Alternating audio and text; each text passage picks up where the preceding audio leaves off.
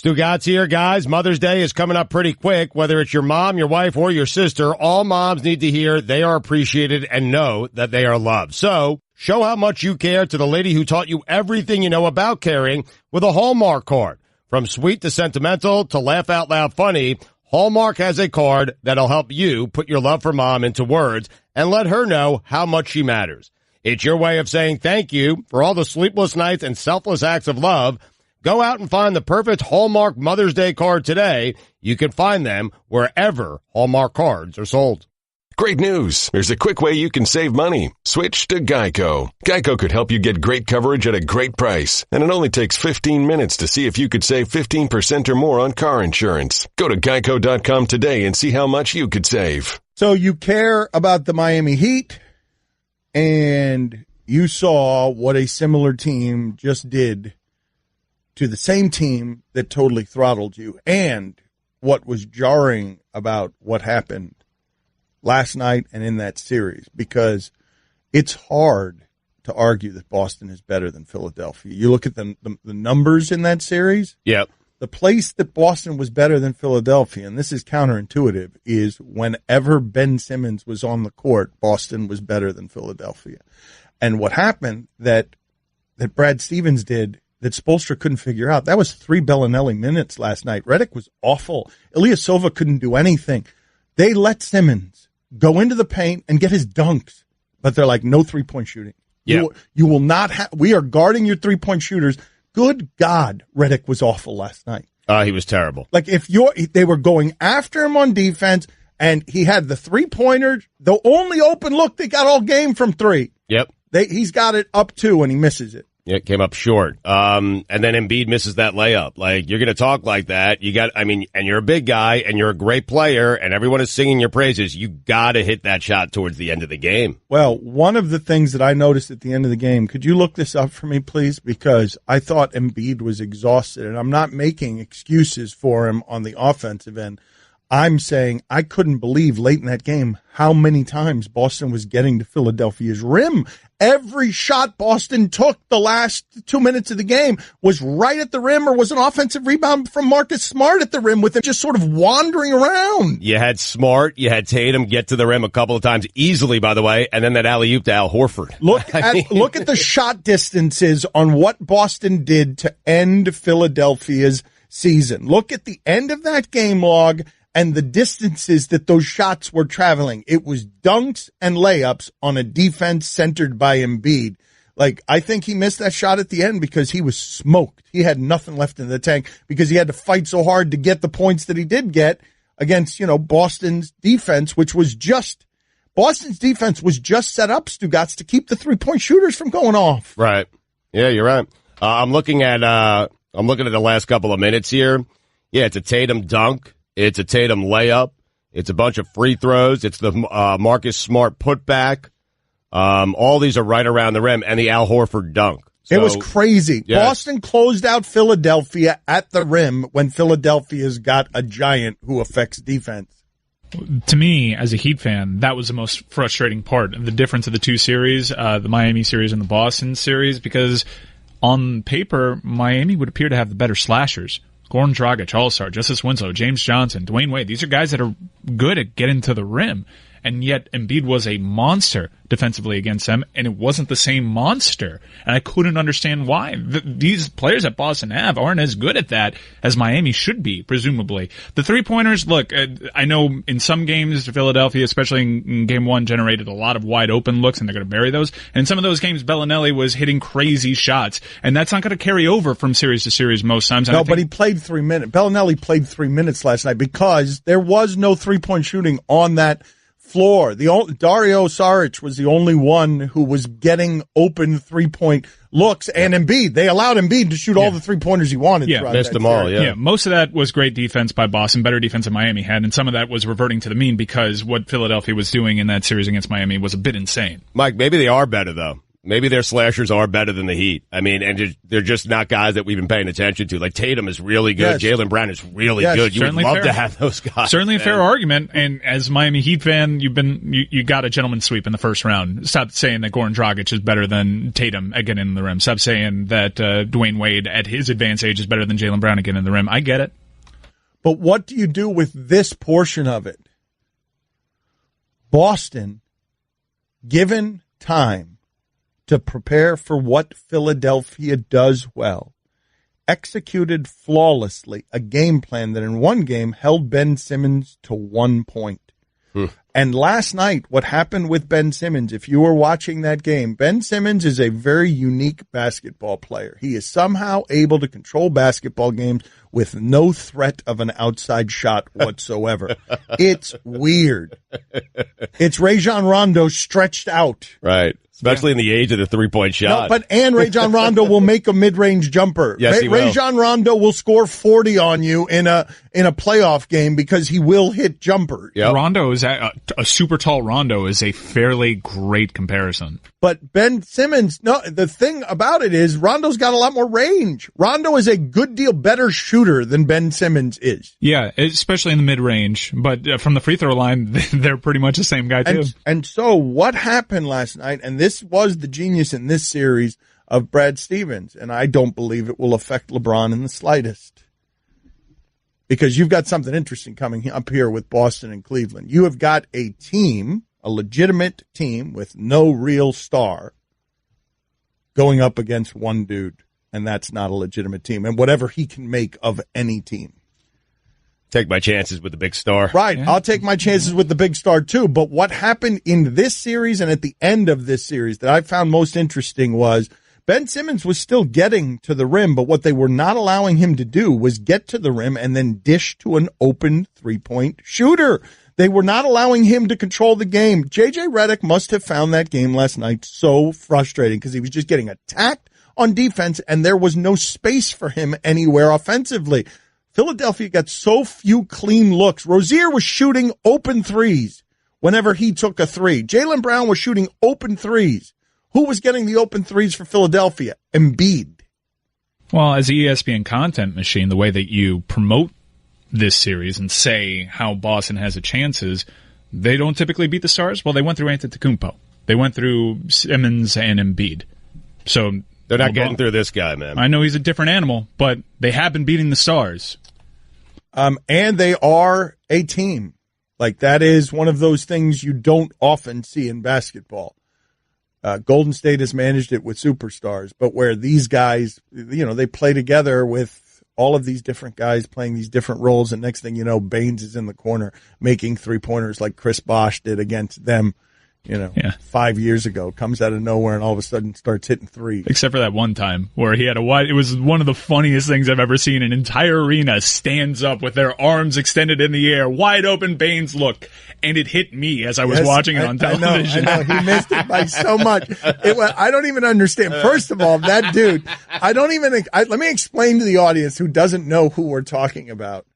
This journeyman, I think he was with the Pistons last year. He looks like something he should be playing in a fur of some sort or an animal pelt of some sort. Yeah, with his new hairstyle.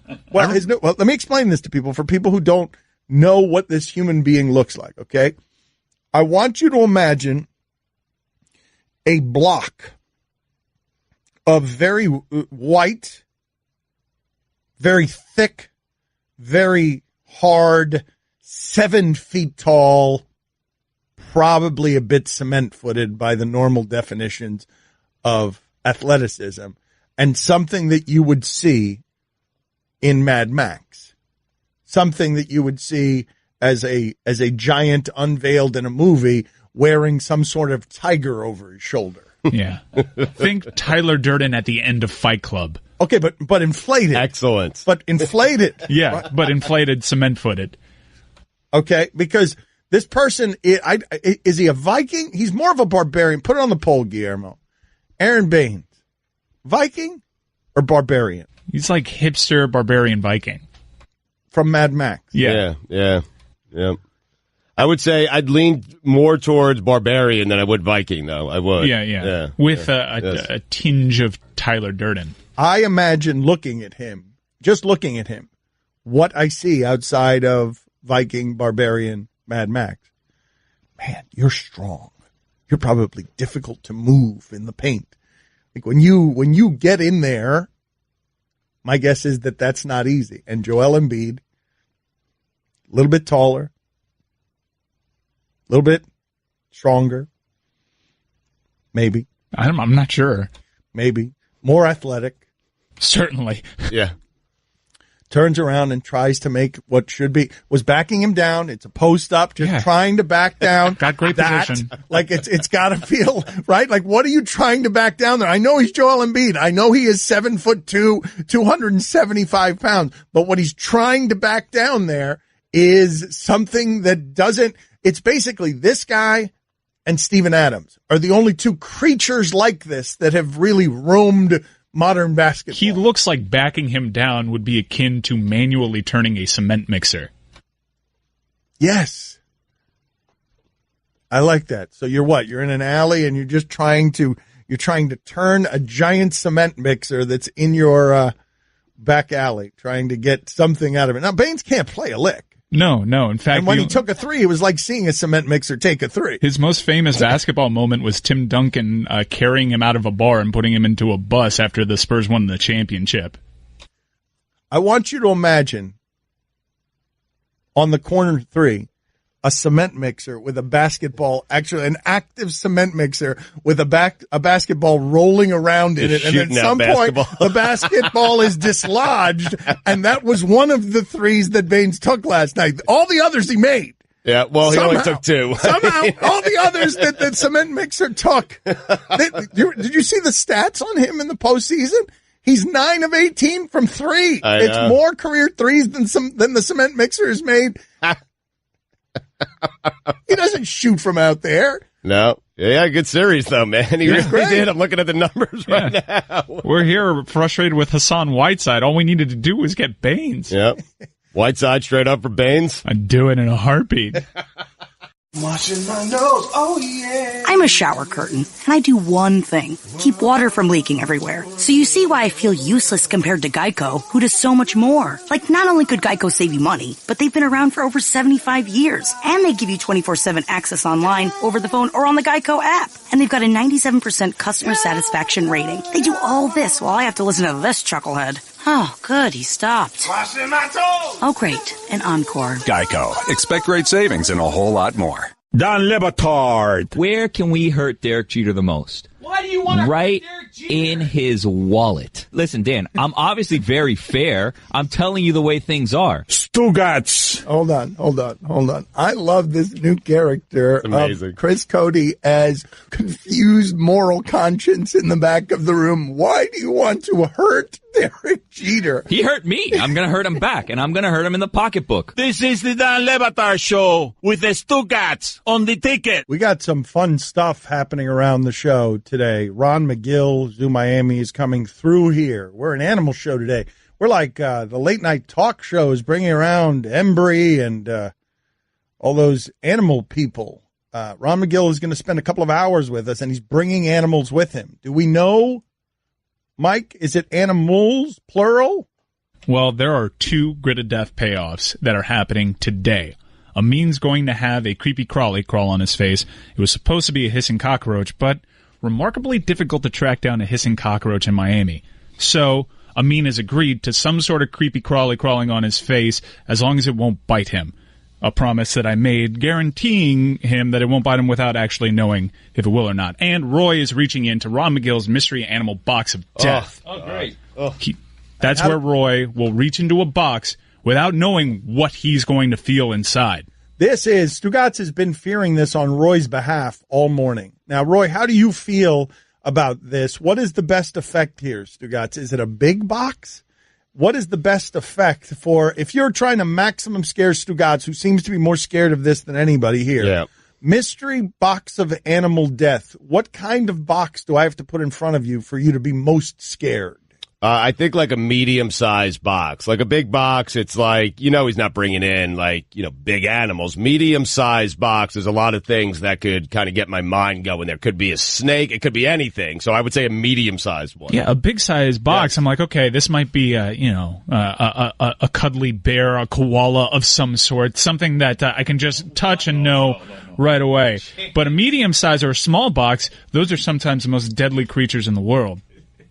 I think we'd know if he brought a bear in a box. I think we would know right away. And a scorpion would be problematic, or a rattlesnake, a cobra. These things are probably not in the box. This may be my favorite Grid of Death payoff, because the terror is not in actually touching whatever's in there.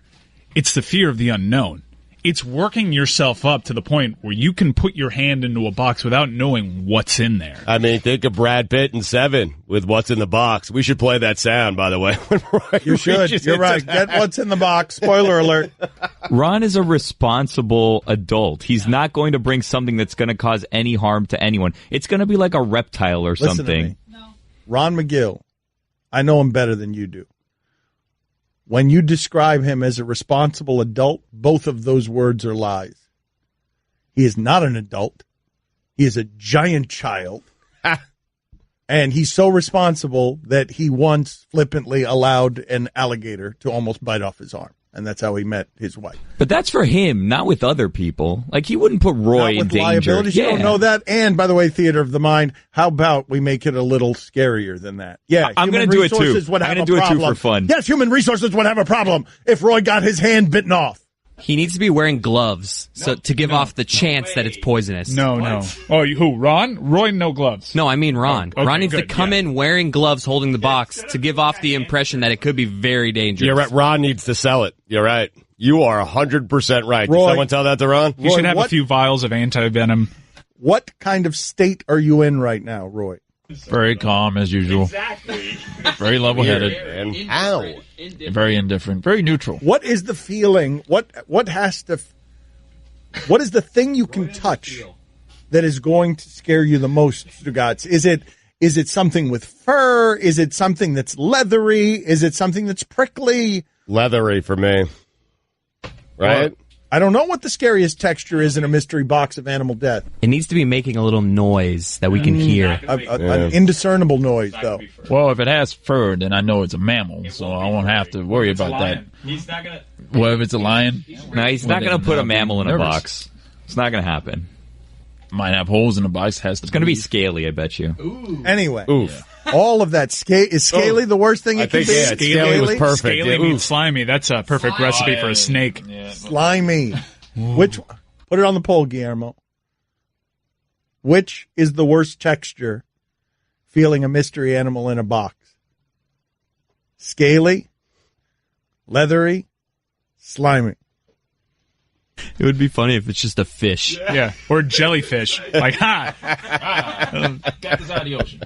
It would be funny if Ron was, like, incompetent and he just put a fish in a box and it was like... This would go a lot differently if we had going on. If we had Manny the Sharkman Puig's mystery animal exactly. box. We should have done it with him because there's actual chance that you die there. Yeah, I wouldn't be here. Like a 50-50 chance you don't get your hand back. So you want it to be more of a dirty Miami event, right? I'm worried about him. Can actually die. I used to see him all the time at La Carreta on Bird Road, and I haven't seen him in years. I wonder what happened to him. I used to see him all the time in the Grove, and then the Grove died, and then he went into hiding. Is he Didn't okay? we interview him one time? We did. Manny the Sharkman Puig. He used to be my cousin-in-law. He's missing a finger, right? Yeah. I remember when that happened. Don't get bit by spiders. Let's go back in the Wayback File here. I believe we were talking about, at the time, baddest men in Miami. Kimbo Slice was involved. Speaking of dirty Miami. Yeah, fistfights in the streets against giant people. Perrine. That's dirty Miami. We have some things like that around here. Is the baddest, and so Manny the Sharkman Puig was nominated? Bad news, his website's not working anymore. Right, but he's still with us. That much I know. 64 years old. I think he might have a new TV gig. I'm researching here. Hold on. I mean, he's 64 years old. Dude, could be. It's reasonable that dude might be slowing down a bit. Actually, I saw him 10 years ago in the Grove. That guy's got plenty left in the tank. Only one thing's going to slow him down. Death. Not even. You saw him in the Grove draped in ladies, right? Didn't he ride around? Oh, he was a infamous ladies man, because ladies they were captivated by him. How could you not? The element of danger. He was like sort of a Cuban Crocodile Dundee with the same sort of Paul Hogan-esque charm. Right. He doesn't have anything on IMDb after 2011. No, I think I'm starting to get worried. I think he's just roaming the earth. He is a good-looking guy, though, man. Like, he's got stories and scars. Like, I'm not surprised he's a ladies' man. He's got scars, man. Impressive ones. Like shark bites and stuff like that. And if they're not, he better be telling the ladies that's what it is. Manny, call the show. We want to talk to you. Are you still roaming around the earth, like Stugotz says? Stugotz said with a lot of conviction that you're still with us at 64. Oh, he's definitely still with us. Yeah, I have a number for him. There's no way it still works. Manny should bring an animal also, and Roy has to touch both animals. Manny's surprise animal and Ron's surprise animal. I did an image search. I would say it's 60% of the photos he is holding a crocodile. That's right. He would put sharks in this sort of catatonic state. Or did he do that also with crocodiles? Yeah, it was amazing. It was crocodiles? Yeah. I like Guillermo's bootleg flea market show so much better than the one that we're doing.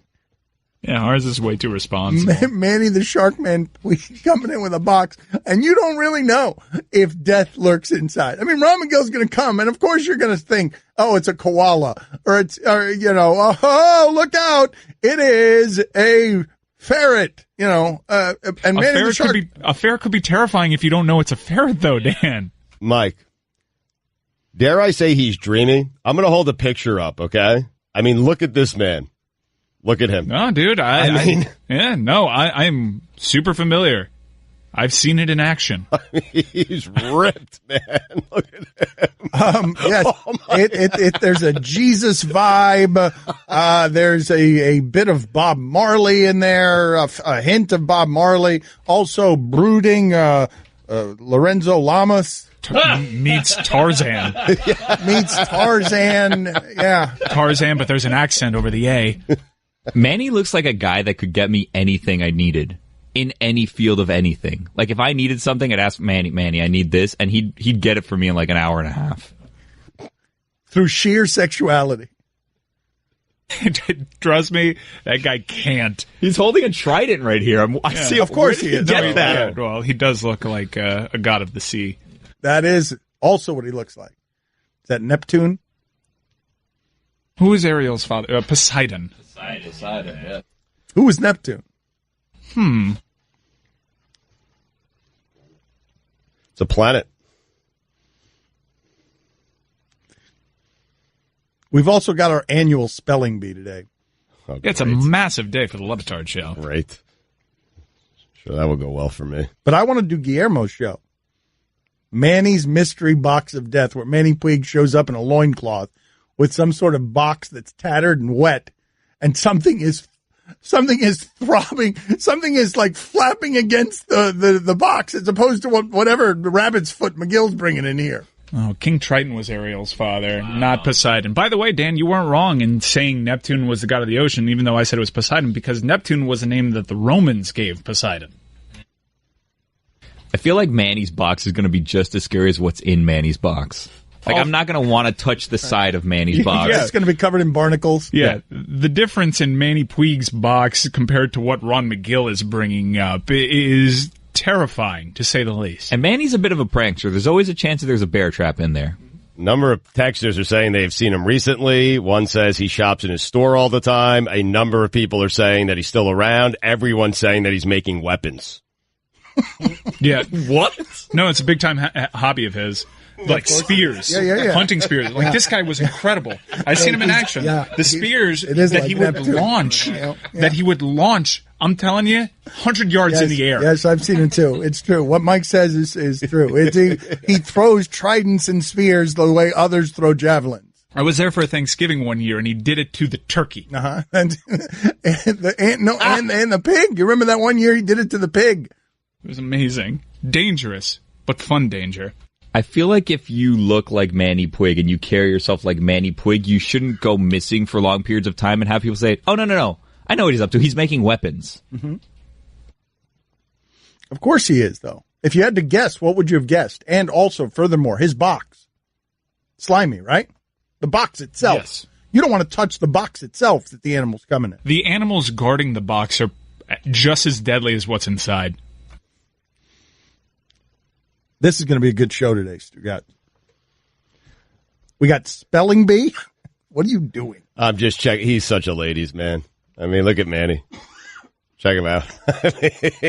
Yes, Stugotz is on the internet just seeing pictures of Manny that aren't with weapons, that are with women. For some of you that don't know who we're discussing, there was a popular show. He was a part of the Jackass crew, the offshoot. There was a spin-off, Wild Boys. He was the third Wild Boy. He was their mentor in doing their crazy things.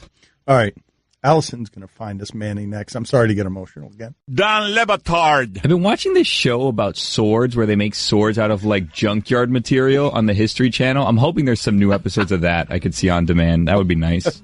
Forged in Fire, it's called. Stugotz. They give you like a random thing and you have 3 hours and you need to forge that piece of metal, whether it's like a spring from a truck or like just a random piece of like tractor. And you need to get that into like part of a blade that they give you.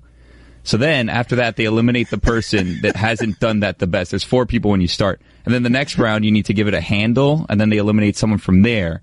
And then, after 5 days, you have 3 tests, and they come back, and it's more like strength tests and stuff. And then they choose the Forged in Fire champion. $10,000. Whoa. This is the Dan Batard Show with the Stugotz on the ticket. So all Billy's done during the break is go through Manny the Sharkman Puig's Instagram page, which hasn't been updated since 2016. And he has been maniacally laughing at some of the videos posted because I remember what Manny was in front of cameras, and he wasn't, the most polished television personality. So what have you discovered on the now defunct Manny the Sharkman Puig Instagram page? He was going to be at a boat show in November 2 years ago. That's the latest that someone, it's the latest record of Manny that I can find. He seems to make tridents and art, necklaces, like shark necklaces, knives of some kind. And he also, I guess when he was making a knife, made himself a mask because he got some metal in his eyes. So he had eyeglasses, and then he did like half a face worths of like duct tape to make himself a mask instead of buying a mask, which is great. You know what I'm thinking? Manny Puig would be like, I would love to see Manny Puig on Forged in Fire. Like, that would be amazing. Or the new Forged in Fire, Knife or Death, which, to be honest with you, not a huge fan of. Knife or Death. I'm getting used to it. But I wasn't, like, sold on it at the beginning, because every episode's pretty much the same thing. People bring in swords, which they didn't even make by themselves, by the way. They could bring in swords or knives that someone gave them or that they bought somewhere afar, and then they have to, get tested. And just about everyone passes through the initial, like, safety test, because the guy that tests them just wants to see, like, carnage. So he lets everyone go through, except this one guy that I've seen so far. And then they have to go through, like, this warehouse full of things, and like, and then they always get caught up on the fish or the turkey because they're lazy with how they're slashing at them. You got to go at an angle, people. You got to go down at an angle. If you go straight and you don't follow through, that's what always kills people in this show. And Goldberg, not the greatest host. So, you guys don't know this, but my dad was actually married to Manny Puig's sister. Wow. And Manny comes from a lovely family, and he has all sisters. And they're all wonderful ladies, and they are nothing like Manny the Sharkman Puig, who is a jungle boy. And I know he's in his 60s, but he is like a 14-year-old jungle boy who's been raised by wolves. And it is impossible to get him dressed in anything but camouflage. He went to my dad's wedding, his sister's wedding, in camouflage. It was a black tie affair. He's actually more active on Facebook. He posted a video on May 3rd claiming his knives are now available. Ooh. All right, so Facebook's the way that we have to get him. I gave Allison the phone number for Manny, but, I mean, I don't know if he has signal wherever he is, and he might just be inside of a whale's belly at this point. Who knows? So we'll update the Manny the Sharkman Puig story as it develops. I wanted to talk to Stugotz a little bit because I actually have a sports take, and I feel like, there's no local sports going on, so my local sports experience was directly tied to the success and failure of the Philadelphia 76ers because they eliminated my team. Yes. So I was kind of rooting for Philadelphia because I thought Philadelphia versus Cleveland would be a sexier series to watch, and also I wanted to say that I lost to the Eastern Conference champion and that my team wasn't as far away as it now evidently is. Right. Okay? A lot was made of the Philadelphia 76ers process. process this, process that. Everybody was going to become a copycat league because this is the way that you get stars. Never mind the fact that they had drafted Nerlens Noel, Jahlil Okafor, Michael Carter-Williams.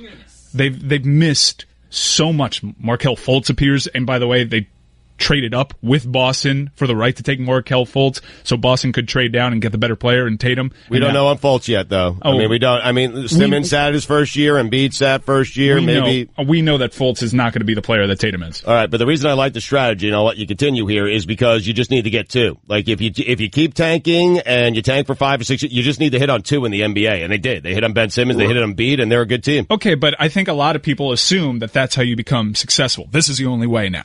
Yeah. Right? Because all you need to get is 2. And the 2 that they've hit on, they've actually missed a lot of time due to injury. Yes. We're talking full seasons. Yep.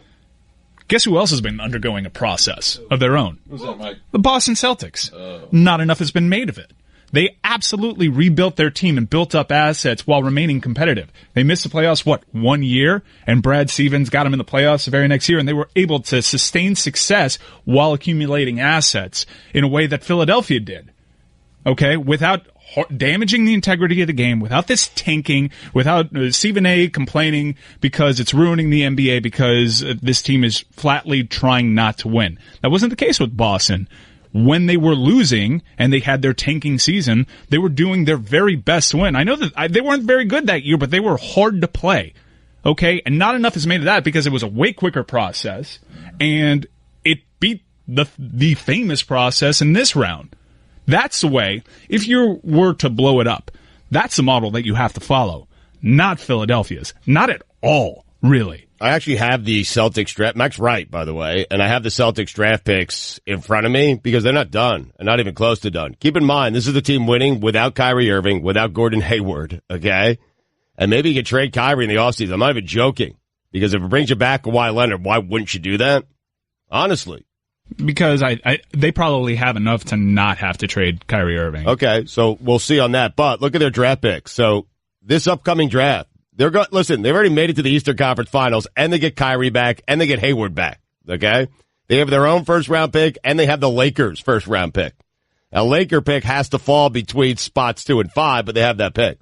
Then the following year, they have the Sixers or the Sacramento Kings. If the Lakers' 2018 pick falls outside of 2 to 5, Boston will instead have a choice between Philadelphia's top 1 protected pick or Sacramento's top 1 protected pick in 2019. That's going to be Sacramento's pick. Like, they have picks. Mike, I could keep going because it goes all the way to 2022 that Danny Ainge accumulated picks. It's amazing what they have done. And this is where the Chris Bosh situation really crushed Pat Riley. And they have the Grizzlies pick in 2019 if it falls outside of the top 8. So Chris Bosh falling ill and missing all that time, it took away the ability for Pat to figure out what he had on the court. It was very evident when the Celtics window closed and when they had to decide to trade Kevin Garnett and Paul Pierce and close the book on that chapter. It wasn't because there was so much ambiguity because you didn't know what you had. Because what if Chris Bosh comes back to his form next season? We were talking ourselves into Cleveland doesn't want to play Miami in that first round if they get in as an 8 seed because Hassan Whiteside was coming into his own. Goran Dragic was just acquired. And then less than a day later, you had the Chris Bosh news. But we were talking about them as this could potentially be the team to beat in the East. They added Joe Johnson. They added nice pieces. That was a team that could have potentially really scared Cleveland that 1 year that they missed the playoffs, and they came within a game of meeting Cleveland in the Eastern Conference Finals the next year. So it wasn't as cut and dry with them. But if you had Chris Bosh healthy, you would have been able to know by now. And Chris Bosh may not, even though I think he would have made a wonderful difference in this series against Embiid. I think he would have ate him up. Defensively, offensively, he would have been incredible to have in this series. But you would have known. And you could have still, in today's NBA, Chris Bosh's game would have aged really well. And you could have flipped them for assets that you don't have. That's the difference between Boston and Miami. They had a definitive end to their timeline, and they knew that they could flip assets. And Miami was just dealing with so much ambiguity. By the time that they knew what they had, which is now, you can't flip these for good assets. There's not a single guy you could flip? You can. I mean, Goran Dragic, because of his contract, still has value. I think Phoenix is a potential trade partner that you can look at, but they're not at the height that you could have flipped them for. Look at the haul that Boston got for their old superstars. Right. Well, that's really what helped them build this, right? Yeah. I mean, they fleeced the Nets there. Yeah, because they had a definitive end. Because Prokhorov came in, and wanted to be he wanted to be big time, right? In that market, in the NBA, he wanted to be a big time owner, and he made the mistake of trying to recreate the Boston Celtics in Brooklyn when the guys were 5 years past their prime. The Heat were stuck in this purgatory because a lot of people were saying if they went for it, they could scare LeBron. They could be a team that beats LeBron. It wasn't cut and dry with them as it is now, where you're not good enough. And you know that, and how the hell are you going to move these contracts? They didn't have that sort of clarity. I wish they did. No, they didn't have the foresight to know that this would happen, but how could they? Because of all the mystery surrounding these players. So Boston got lucky in that their superstar didn't get blood clots. Miami got unlucky. And now that sets a course for a really difficult offseason and a really difficult cap situation for this front office to manage. I don't know how they're going to do it. I don't know how any free agent sees what's going on in Boston, what's going on in Philadelphia, and looks at Miami as the most attractive choice there. Despite all the polish and how impressive they are in their presentations, a basketball player, smart basketball player, is going to look at the team on paper, not even look at the future assets, and say, Miami, you're nowhere close. So your overall point is Boston, that's the real process. That's what you should absolutely do in today's NBA, and no one's going to copycat it because it's hard to do. It's hard to make sense of remaining competitive while asset building and getting a high draft pick. But they fleeced the Nets. That's really what they did. No, but they also made several smart trades. The trades that they made with Phoenix to get Isaiah Thomas and turning Isaiah Thomas into an asset that could be included in the Kyrie Irving deal. And they've drafted well. And here's the best thing that happened for the Celtics is all these guys got playing time. Rozier, Tatum, all these guys, all it did was boost their trade value. That's all it did. All that's happened here for Boston is Boston got exactly where Boston was supposed to get, even with Kyrie and Gordon Hayward. Eastern Conference Finals. They got the same spot. All they did, they got there without them, and all they did is boost the trade value of all the young guys they have. I mean, Jaylen Brown, seriously, if you want to trade a superstar, the Celtics is the team to look. Like, if I'm the Spurs, I know Kawhi's not coming back. All right, give me Jaylen Brown, give me Jason Tatum, give me some of those guys. Or give me some picks. Everybody points to just the... And, by the way, if I'm LeBron, I want him to come here. And I think he's coming here. He's not coming here, man. I still think he's coming here. But why wouldn't you go to Boston? Why wouldn't you go to Boston? Why would you not go to Boston? Because he's going to beat Boston right now. He's going to beat them in 4 or 5 games of the Eastern Conference Finals. The season's over. He comes there. He's the missing piece. That's it. And they win a championship. That team with LeBron, they would beat Golden State. It's not just the Nets trade either. We mentioned the Isaiah Thomas trade. They made a great trade with the Mavericks when they got rid of Rajon Rondo and they got Jay Crowder. And what do they do when they get Jay Crowder? They sell Jay Crowder high. They buy low and sell high. And Miami buys low and develops these players into prices that they are paid like high assets, but they haven't brought themselves to the point where they can get rid of them. Boston, matter-of-factly, has been a lot better at being self-aware than the Miami Heat has. Because they know that these talents can only go so high. And we're jaded Heat fans, and we're convincing ourselves that James Johnson and Dion Waiters and Hassan Whiteside are something that they're not. Where Boston knows they are not. Jay Crowder, great player. Brendan Wright, good player. Isaiah Thomas, really good player. They are not the level of a superstar. And we keep trying to convince ourselves that James Johnson at his ceiling can be something that's akin to a superstar if you mix it with other pieces. It's simply not the truth. And Boston figured that out much better than Miami did. And I root against Boston so much. I don't like Danny Ainge. I'm a Heat fan. That's one of our bitter rivals. And it really pains me to say this, but we've gotten worked by the Boston Celtics over the last 5 years. So Riley's failed the city, huh? Say it, Mike. No, and I'm not going to say it because Boston got lucky in that none of those stars got blood clots. I know. I'm distracted here because people keep sending me pictures of the Hornets' new coach. Have you guys seen this guy? I have not. I am certain. What's his name? I want to Google it. Yeah, I'm gonna look James Borrego? Because I am certain there is not a human being roaming the earth that looks more like Count Dracula than this coach. Go ahead. I'll wait till the end of time. Oh, man, that guy looks just like Rick Pitino. What? That is a neck. Dude's got a neck. I mean, Dude's got a neck that Patina would like to latch himself onto. I'm so distracted. I mean, I'm easily distracted. But people are sending me on Twitter pictures of this guy, and I don't think there's another person roaming the earth that looks closer to Count Dracula than him. In fact, he might be Dracula. Picture Dracula with Drew Brees' neck, and that's what you've got going on here with James Borrego. You see it, right? Yeah. Matt Chris, you get there yet? It's scary. Are these photos altered? If Borrego had fangs, would you be shocked? Is this dude's neck for real? Can you put that on the poll? If James Borrego opened his mouth and he had fangs, like the two Dracula fangs, would you be shocked? If he had the Dracula fangs, he'd be tempted to bite his own neck. Look at that thing. It's like a bird. Yeah. Mike, you know what he did? If you scroll down, you'll see a picture of him in a beard. He looks good with a beard. He shaved the beard, and now it just looks like Dracula. He needs to get a really long beard to disguise what's going on there. He looks like an alien person. He really does. The beard is an amazing thing, though. Like, the beard can mask. The beard could take a guy like James Borrego and turn him in, from Count Dracula into a really good-looking guy. Like, who has the beard help the most? Oh, have you seen pictures of James Harden without a beard? No. Oh, my God. The beard, he's a completely different-looking person without the beard. Really? Yeah, the beard has done so much for James Harden. I'm not talking just marketing, although it has. I'm talking facially, structurally. It's a disaster underneath that beard, man. It's a great choice having the beard. I didn't know pictures existed of James Harden without the beard. I did not. Arizona State. I'm going to go look Arizona State. Then all of a sudden you're noticing teeth and whatnot. You don't notice that with the beard. Santa. Did you see Tim Allen in Santa Claus without a beard? Yeah. Jarring. Mess. Also, fictional character. Not really helping. People have fiction have beards. I'm good with Santa. The beard, well, also not fictional. Santa himself. I was talking about Tim Allen portraying Santa because... Oh, my God, James Harden. Yeah. Oh, my God, James Harden. Everyone knows Tim Allen's not the real Santa.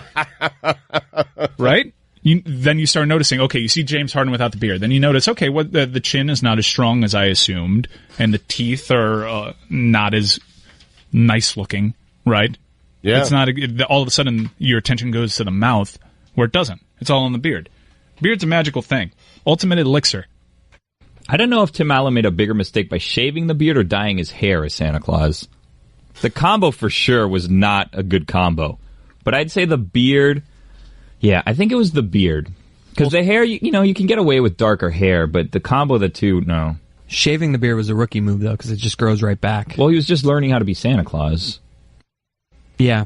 He couldn't really figure out, it was funny when he'd go to the office and, order a bunch of milk and cookies and acting like no one else in the office would know he's Santa. And then he's just the worst, dude. Santa's the worst? Tim Allen as Santa was just the worst. Why was it the worst? Because I didn't believe it. What do you mean you didn't believe it? He was a great Santa Claus. No, Santa's his son Max. He's got to be older, and he's just got to own it more. No, he got older. His hair turned gray. You don't need to be older. You just need to look the part, and he became Santa Claus. I didn't buy it, man. Okay. Beard